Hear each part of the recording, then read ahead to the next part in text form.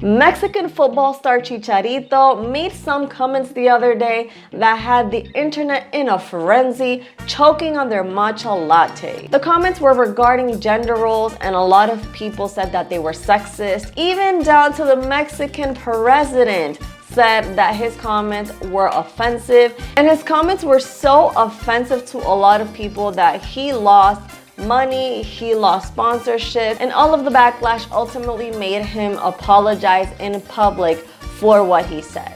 Mujeres están fracasando, están erradicando la masculinidad, haciendo a la sociedad hipersensible. Encarnen su energía femenina, cuidando, nutriendo, recibiendo, multiplicando, limpiando, sosteniendo el hogar, que es el lugar más preciado para nosotros los hombres. No le tengan miedo a ser mujeres, a permitirse ser lideradas por un hombre que lo único que quiere es verlas felices. Apart from rejecting his comments, a lot of people were saying, well, like, obviously it's gonna come from a Mexican because Mexican men are known to be machista and all. And that got me to thinking, what about Dominican Republic? How big is machismo here in the Dominican Republic? Really? How bad is it? Spoiler, it's alive and well, but I'm gonna talk to you about exactly how alive and well it is, and kind of like a ranking of what I would place Dominican Republic in terms of machismo culture.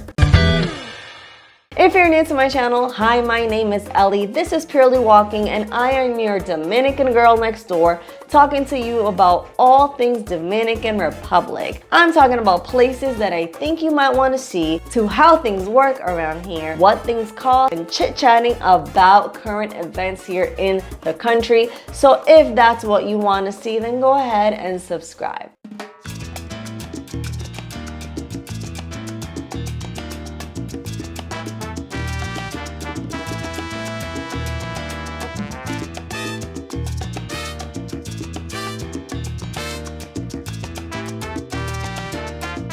Now, I know machismo is kind of a controversial and deep-rooted topic, so I know you're gonna have at it in the comments, and that's exactly what I want you to do. But I just want to get out there that this video is not coming from a bitter feminist. On the contrary, I don't like machismo, but I also don't like feminism, and I'll give you a little bit of my nuanced take on everything towards the end. So if you're watching this and getting a little bit defensive, I know machismo exists everywhere, but I'm here to talk about Dominican Republic. And if we're going to be real, machismo is alive and well here in the country. Not only in the old school culture, but even now in the year of our Lord 2025, we are still getting machismo vibes from some people out in the wild. So let's see some circumstances or phrases of everyday Dominican machismo. If you've ever heard a family member say, no, friega tú, que eso es de mujeres. Also raise your hand if you've heard your uncle call and say, párate de ahí, que los hombres no lloran, mijo. If you are a married Dominican man and you don't know how to boil an egg to save your life,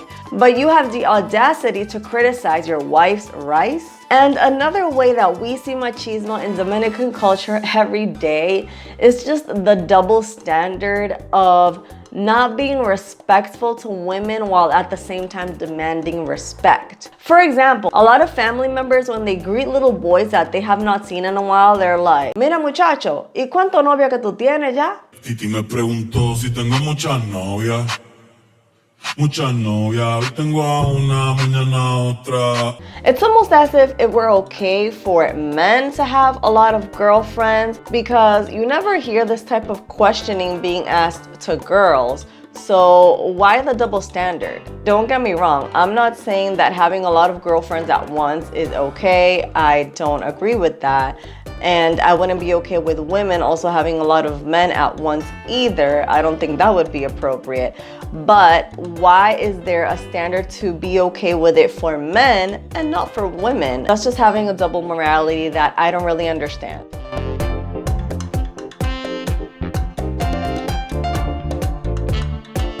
The double standard within the machismo culture is not only seen within the household work or the relationship status and having many girlfriends, but it is also very much seen in the paternity aspect of it. There's a Dominican content creator called Yandra Fermin, and she shows this very, very well, where she basically makes humorous content regarding this aspect, in which Dominican men are regarded as demigods basically for doing the basic normal parenting things that an average mom would do. ¿Qué?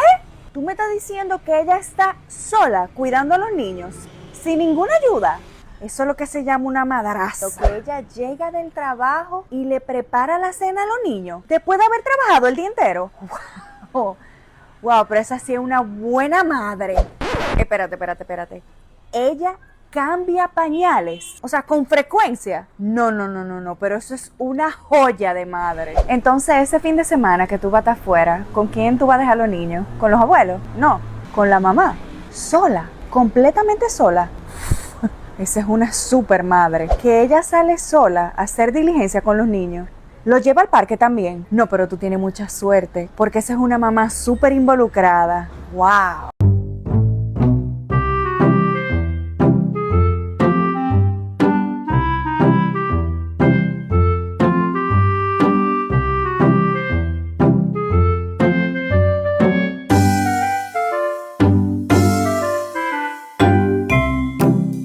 And unfortunately, that personifies itself a lot in the chores of the home. For example, if you expect a woman to work 40 hours, the same as you, and then you both get home and you expect her alone to do the rest of the work, then you're bugging, dude. To me, that's basically disrespect. Thankfully, over here, a lot of us can afford domestic help to help us with household chores, and still there are plenty of things that we gotta do. But most of the time, what ends up happening is women do 90% of the rest and men only do 10, if any.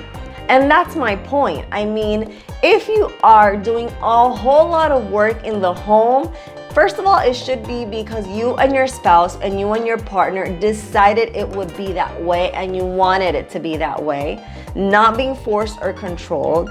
And second of all, it should be admired and not taken advantage of. How can it be that a lot of the time, women are the ones taking care of the entire home by themselves and then saying that they're not working?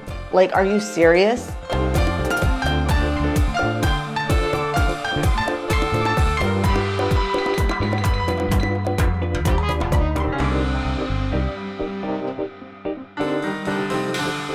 But it's not all bad, guys. Let's be fair. Dominican culture is very, very warm. Its people are very, very nice. Our Dominican men can be very affectionate, family-oriented, and lovingly protective. Also, not all Dominican men think that their masculinity is gonna go ahead and dissolve with bleach water. We are seeing changes in my generation. We have Dominican men doing everything for their families. They're being present in their homes. They are doing chores. They are cooking better than the women themselves. So there are men that have taken their masculinity to the next level to support their families in this way. And there's definitely a generational shift happening, because back in the day, we used to watch women do absolutely everything. And there are still households like that where men don't even know how to boil water correctly. But slowly but surely, we are seeing less of them.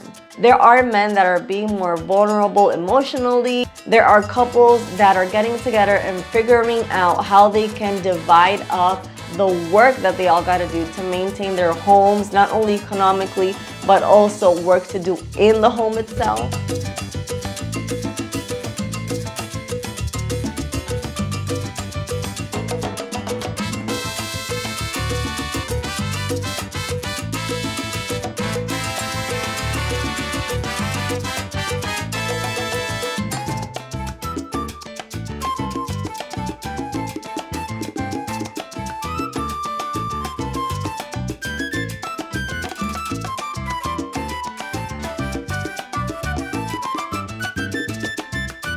With all that I've shown you guys, I'm not trying to bash the Dominican Republic as a country or a culture. I love our culture, and I think you guys know that by the things I talk about on my channel. I'm just trying to call to the attention that there's a little bit more work to do regarding that machismo culture. Our laws, thankfully, provide all the rights that a woman needs to thrive in society. We don't have any lesser rights than men, and we are regarded as equals within the law.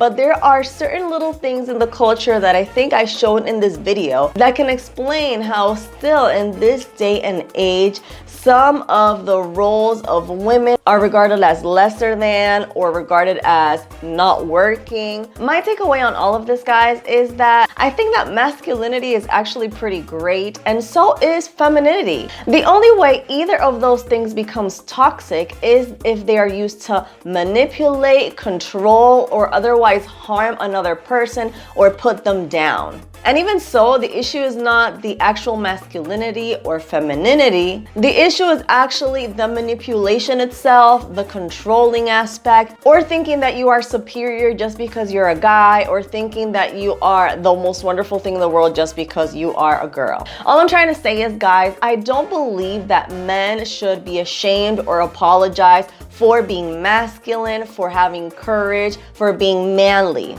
Just as women should not be ashamed of being feminine, elegant, or delicate. And I think that in the modern world we live in, we should recognize that both sexes are very different. They are wired differently, they think differently. And so both of them have their strength that can help community and society do better as a whole. I like the equality aspect, but recognizing the differences between men and women at the same time.